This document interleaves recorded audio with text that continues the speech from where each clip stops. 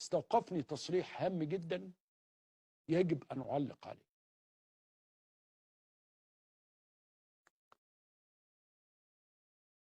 في احتفال الأهلي بكأس العالم للأندية، الدكتور زاهي حواس قال إنه حتشبسوت أهلاوية.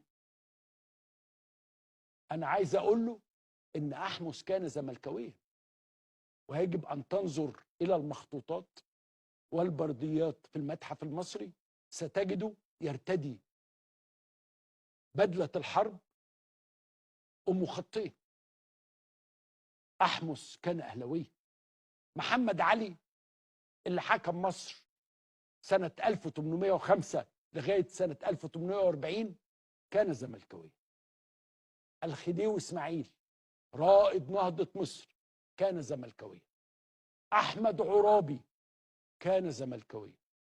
الملك فاروق كان زملكاوي. أتحداك إنك تقول لي لأ.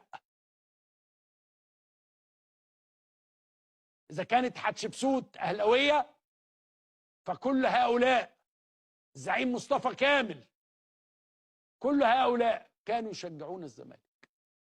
هتقول لي هات دليلك، هقول لك اما تجيب لي دليلك بتاع حتشبسوت هجيب لك دليلي بتاع كل دول.